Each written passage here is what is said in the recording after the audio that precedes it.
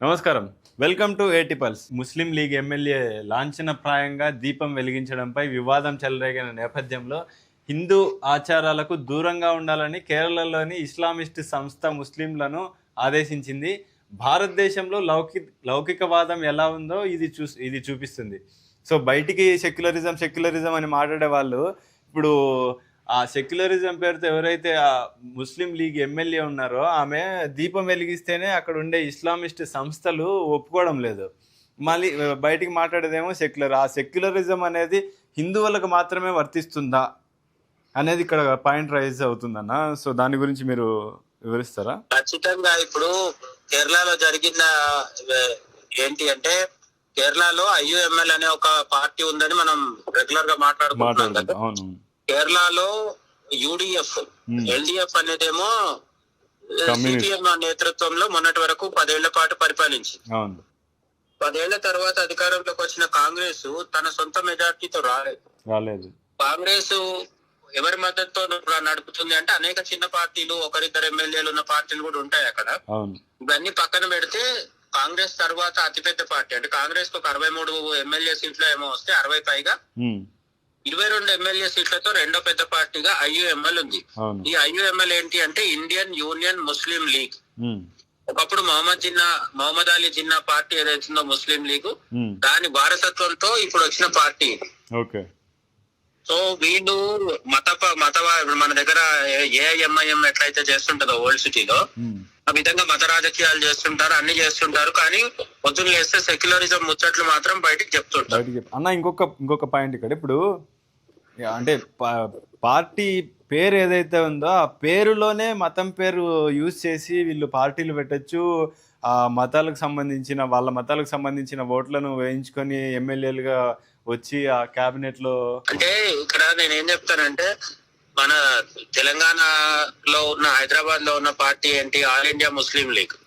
ఇందులో ముస్లిం ఉంది. Indian union ముస్లిం league లో కూడా ముస్లిం ఉంది. వీళ్ళ పార్టీ పేరులోనే ముస్లిం ఉంటది, కానీ వీళ్ళు సెక్యులర్. అది భారతీయ జనతా పార్టీ అని పేరు పెట్టుకున్న పార్టీ ఏమో సెక్యులర్ కాదు. అట్లనే రాష్ట్రీయ స్వయం సేవక్ సంఘ్ లో హిందూ అన్న పేరు గాని, సనాతన అన్న పేరు గాని లేదు. ఆర్ఎస్ఎస్ కూడా మత సంస్థ. మన దగ్గర ఎట్లయిపోయిందంటే సోకాల్డ్ మైనారిటీలం అని చెప్పుకునే ముస్లింలు కావచ్చు, క్రిస్టియన్స్ కావచ్చు, వాళ్ళకు మద్దతు తెలిపే మన లిబరల్స్ ఎవరైతే ఉన్నారో, లెఫ్ట్ లిబరల్స్, లేకపోతే మేధావులు, రచయితలు, కవులు, ప్రాంతీయ భాష ప్రాంతం గురించి నడిపేవాళ్ళు, ఉద్యమాలు నడిపేవాళ్ళు, భాషా ఉద్యమాలు నడిపేవాళ్ళు, వీళ్ళంతా ఈ ఆర్య ద్రవిడ బ్యాచ్ వీళ్ళందరూ కలిసి మద్దతు పలికేసరికి ఏమైందంటే, ఇండియన్ యూనియన్ ముస్లిం లీగ్ ఏమో సెక్యులర్, భారతీయ జనతా పార్టీ మాత్రం సెక్యులర్ కాదు, హిందుత్వ పార్టీ. ఆ విధంగా దబాయించి రాజకీయాలు చేస్తున్నారు. కాబట్టి వాళ్ళ అజమాయిషి, ఆధిపత్య ధోరణి ఇప్పుడు ఈ ఇష్యూలో కూడా మనకు మళ్ళీ క్లియర్ గా కనిపిస్తుంది. ఈసారి ప్రాబ్లం ఎవరికి వచ్చింది అంటే, ఎవరో హిందూ ఎమ్మెల్యే కాదు, వాళ్ళ ఎమ్మెల్యేకే వచ్చింది. వాళ్ళ ముస్లిం ఎమ్మెల్యే, పైగా మహిళా ఎమ్మెల్యే.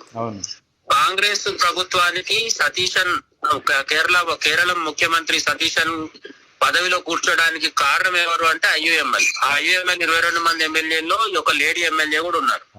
కేరళలో ప్రతి ఇంట్లో దీపాలు ఉంటాయి. ఓనం సందర్భంగా కూడా హిందూ, ముస్లిం, క్రిస్టియన్ అనే తేడాలు లేకుండా అందరు దీపాలు వెలిగించుకుంటారు వాళ్ళ ఇంట్లో. ఇంటి ముందర పూలు పరిచి పూలతో ముగ్గులు లాగా అంటే అలంకారం చేసి ఆ పూల మధ్యలో దీపాలు వెలిగించడము, పెద్ద పెద్ద కుందులు ఉంటాయి కదా మెటల్వి, మన ప్రమిదలు, దాంట్లో కూడా దీపాలు వెలిగించి అద్భుతమైన అంటే చూడముచ్చటగా కనిపించే సౌందర్యం ఉంటది. కానీ ఇస్లామిక్ మతవాదులకి దీపంతో కూడా సమస్య వచ్చింది. దీపం వెలిగిస్తే వచ్చే అందం కూడా తట్టుకోలేకపోతున్నారు వాళ్ళు.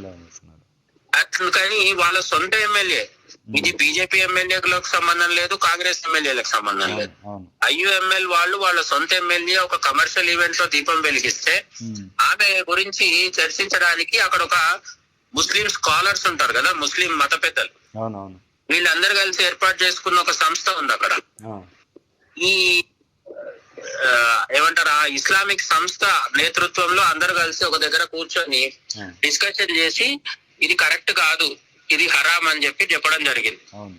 వాళ్ళ మత ప్రకారం నిజంగా దీపం వెలిగిస్తే తప్పు అయి ఉండొచ్చు, కానీ ఒక సెక్యులర్ ప్రభుత్వంలో భాగంగా ఉన్నప్పుడు ఆమె ఒక దీపం వెలిగించినప్పుడు అది మతపరమైన ఈవెంట్ కూడా కాదు కనీసం. అది ఏమంటారు, ఏ ఆలయంలోనో పోయి ఆమె దీపం వెలిగించలేదు. అది జస్ట్ మనం ఇప్పుడు చాలా సార్లు ఏదైనా ఈవెంట్ జరిగితే వేదిక మీద ధూప ప్రజ్వలన అని చెప్తారు కదా, జ్యోతి ప్రజ్వలన. అటువంటి ఒక సింపుల్ సెక్యులర్ ఈవెంట్ అది. దాన్ని కూడా వీళ్ళు తట్టుకోలేకపోవడం వల్ల ఇప్పుడు అంటే ఫత్వా ఏం జారీ చేయలేదు, కానీ ఆ సంస్థ చెప్తున్నది ఏంటి అంటే ఇక మీదట కేరళలో ఉన్న ఈ ఇస్లామిక్ మత పెద్దల సంస్థ పేరేంటి అంటే, పేరులోనే సంస్థ అని ఉంది. వాళ్ళ కేరళలో మలయాళంలో అనేక సంస్కృత పదాలు ఉంటాయి కాబట్టి దాని పేరేంటి అంటే సంస్థ కేరళ జమ్ఇయాతుల్ ఉలేమా అని ఉంది. ఈ సంస్థలో చాలా మంది కేరళకు సంబంధించిన ముస్లిం మత పెద్దలు దాంట్లో భాగస్వామ్యంగా ఉంటారు. అంటే మతం గురించి బాగా తెలిసిన వాళ్ళు ఉంటారు. వాళ్ళు బాగా డిస్కస్ చేసి చివరకు తీర్మానించింది ఏంటంటే ఈ IUML ముస్లిం లేడీ ఎమ్మెల్యే దీప ప్రచురణ చేయడం పబ్లిక్ లో తప్పు అని నిర్ణయించడం జరిగింది. ఇంతే కాదు, ఇంతకు ముందు CPM పినరయి విజయన్ ఉన్నప్పుడు కూడా ఏం పరిస్థితి బెటర్ గా ఉండేది కాదు. అప్పుడు ఒకసారి ఏం జరిగింది అంటే మెరిట్ సాధించిన విద్యార్థులు ఉంటారు కదా 10వ క్లాస్ వాళ్ళు ఆ స్కూల్లో, ఇటువంటి విద్యార్థుల్ని స్టేజ్ మీదకి పిలిచి వాళ్లకు సర్టిఫికెట్స్, అవార్డు లేదంటే ఆ మెమెంటో ఇవ్వడం జరిగింది ఒక ఈవెంట్ లో. అక్కడ కూడా ఈ ముస్లిం మత పెద్దలు అంటే ఆ ఈవెంట్ జరిగిందే ముస్లిం పిల్లల కోసం, ముస్లిం విద్యార్థుల కోసం, అది అందరు అన్ని మతాల విద్యార్థుల కోసం కాదు. కానీ అందులో మగపిల్లలు వచ్చి తీసుకొని అవార్డు తీసుకున్నంత సేపు పర్లేదు, ఏ ఇబ్బంది లేకుండే. కానీ ఒక అమ్మాయి మెరిట్ సాధించింది. ఆమె మెరిట్ సాధించిన అమ్మాయి హిజాబ్ వేసుకొని మరి స్టేజ్ మీదకి వచ్చింది. అప్పటికి వచ్చి ఆమె మెమెంటో తీసుకొని అవార్డు తీసుకొని కిందికి దిగేటప్పుడు అక్కడ ఉన్న మత పెద్దలు పబ్లిక్ లోనే అంటే ఈవెంట్ లోనే లైవ్ గానే చెప్తున్నది ఏంటంటే అమ్మాయిని వేదిక మీదకి ఎందుకు రానిచ్చారు, ఆమె తరఫున వేరే వాళ్ళు వచ్చి తీసుకోవాలి కదా అంటున్నాడు. చదువుకొని పాస్ అయిన అమ్మాయి తను వచ్చి అవార్డు తీసుకోకుండా ఆమె తరఫున వేరే వాళ్ళు వచ్చి తీసుకోవడం ఏంటి? అక్కడ మత ఛాందసవాదం ఏ రేంజ్ లో ఉందో అర్థం కావడానికి ఈ ఈవెంట్ మన గూగుల్ చేస్తే కూడా దొరుకుతుంది. కొన్ని ఏళ్ల కింద జరిగింది. అప్పుడు కాంగ్రెస్ లేదు, CPM ఉంది, పినరయి విజయన్ ఉంది. ఎవరున్నా సరే పరిస్థితిలో మాత్రం ఏం మార్పు ఉండదు. మత ఛాందసవాదం రోజు రోజుకి అక్కడ పెరిగిపోతుంది. దాన్ని పెంచి పోషించే ఉద్దేశం CPM కి ఉంది, కాంగ్రెస్ కి కూడా ఉంది ఓట్ల కోసం. సో ఈ ఓటు రాజకీయాల వల్ల మత ఛాందసవాదం పెరిగి, ఆ మత ఛాందసవాదం పెరగడం వల్ల కూడా చాలా నష్టాలు జరిగే అవకాశాలు ఉన్నాయన్న. ఎందుకంటే ఇప్పుడు మనం బయట మత ఛాందసవాదం పెరిగితే చాలా నష్టాలు కదా, అన్ని నష్టాలే ఉంటాయి. ఎందుకంటే అది ఎప్పటికైనా మంచిది కాదు. అయితే మత ఛాందసవాదం కేవలం ముస్లింలేనా అంటే కాదు, ఏ మత ఛాందసవాదం కూడా పెరగొద్దు. ఇప్పుడు మన ఒకప్పుడు హిందూ మతాల్లో అంటరానితనం ఉండేది కదా, ఇప్పుడు తగ్గింది, లేదంటే చాలా వరకు లేదు ఆల్మోస్ట్. ఎక్కడన్నా ఒకటో రెండో కేసులు వస్తే కూడా మనం ఖండిస్తున్నాం కదా. కాబట్టి మత ఛాందసం ఎక్కడున్నా ఖండించాలి. హిందువులని క్రిస్టియన్లను ఖండించినప్పుడు మరి ముస్లింలకు ఎందుకు వెసులుబాటు ఉంటుంది అంటే వాళ్ళు మూకుమ్మడిగా గుంపుగా ఓటేస్తున్నారు కాబట్టి ఓట్లు పోగొట్టుకోవద్దని చెప్పి మమతా బెనర్జీ నుంచి మొదలు పెడితే కేరళలో ఉన్న కమ్యూనిస్టులు, కేరళలో ఉన్న కాంగ్రెస్ వాళ్ళు, DMK కావచ్చు, కొత్తగా వచ్చిన విజయ్ కావచ్చు, అందరిది ఒకటే పద్ధతి. వీళ్ళందరికీ ఓట్లు కావాలి, సీట్లు కావాలి, నోట్లు కావాలి. అందుకని వాళ్ళు ఏది చేసినా ఒప్పుకుంటారు. ఆ ఒప్పుకునే క్రమంలో ఇట్లాంటివి వస్తాయి. వాళ్ళ సొంత ఎమ్మెల్యేనే దీపం వెలిగిస్తే కూడా వాళ్ళు దాన్ని తప్పుపడుతున్నారు. ఆ దీపం కూడా దేవుడి ముందర వెలిగించింది కాదు. ఇక్కడ అండర్లైన్ చేసుకోవాల్సింది ఏంటంటే దీపం ఆమె ఒక స్టేజ్ మీద నార్మల్ గా వెలిగించింది. అది మతపరమైన, హిందూ మతపరమైనది ఏం కాదండి. మామూలు ఒక సంప్రదాయం, ఆచారాన్ని కూడా తట్టుకోలేని పరిస్థితిలోకి వెళ్ళిపోతున్నారు ఈ అతివాదులు. సో ఇక్కడ మనం మెయిన్ మన ఆడియన్స్ ఎవరైతే ఉన్నారో మీరు పట్టుకోవాల్సిన పాయింట్ ఏంటంటే మత ఛాందసవాదం పెరగడం వల్ల అన్ని నష్టాలే ఉంటాయి, సుఖాలు ఏమి ఉండవు. అంటే మనం చూస్తూనే ఉన్నాం యూకేలో ఎట్లా జరుగుతుందో రచ్చ. సో ఆ యూకేలో కూడా ఇది ఇట్లనే మత ఛాందసవాదం పెరగడం వల్ల నడి రోడ్డు పైన ఒక అంటే బయట నుంచి ఎక్కడి నుంచో వలసపోయిన ఒక ముస్లిం వ్యక్తి ఎవరినో నడి రోడ్డు పైన తల నరకడం, ఇది విజువల్స్ మరీ దారుణంగా కనిపిస్తున్నాయి కదన్నా. యూరోప్ మొత్తము దెబ్బతిన్నది, అట్లానే అమెరికాలో ఇప్పుడిప్పుడే స్టార్ట్ అవుతుంది. అండ్ ఇక్కడ జపాన్ లో కూడా కొత్తగా మసీదు కట్టినారని అక్కడ స్టార్ట్ అవుతుంది. జపాన్ లో అయితే మరీ దారుణం ఏంటంటే జపాన్ లో ఒక మసీద్ కట్టుకున్నారు. ఎవరు? పాకిస్తాన్ నుంచి వెళ్లి స్థిరపడ్డ ముస్లింలు. స్థిరపడ్డ అంటే ఊరికే టెంపరీగా, వాళ్ళు ఏమో అక్కడ జపాన్ పౌరులు అయిపోలేదు, వాళ్ళకు పౌరసత్వం కూడా ఇవ్వలేదు. ఏదో ఉద్యోగం చేసుకోవడానికి వెళ్లి అక్కడ మసీద్ కట్టుకున్నారు. పర్మిషన్ తో కట్టారా అంటే జపాన్ అధికారులు వాళ్ళకి ఎటువంటి పర్మిషన్ ఇవ్వలేదు. పర్మిషన్ లేకుండానే ఒక మసీద్ కట్టేసుకొని ఆ మసీద్ ప్రారంభోత్సవానికి జపాన్ ఎంబసీ ఉంటది కదా, జపాన్ దౌత్య కార్యాలయం, జపాన్ లో పాకిస్తాన్ దౌత్య కార్యాలయం ఉంటుంది కదా, ఆ ఎంబసీ నుంచి ఒక అధికారిని తీసుకుపోయి మరీ అంటే పాకిస్తాన్ ప్రతినిధిని తీసుకుపోయి ప్రారంభోత్సవం కూడా చేపించుకున్నాడు. అది అక్రమంగా నిర్మించింది అని తెలిసిన తర్వాత పాకిస్తాన్ అధికారులు దానికి దూరం జరిగి మాకేం సంబంధం లేదని చెప్తున్నారు. అది ఇప్పుడు మళ్ళీ కూల్చేయాలి అని జపాన్ నిర్ణయం తీసుకుంది. మరి కూలుస్తారా లేదా చూడాలి. ఎక్కడ పోయినా సరే ల్యాండ్ జిహాద్ కి పాల్పడడం అనేది ఇక్కడ గమనించాల్సిన విషయం.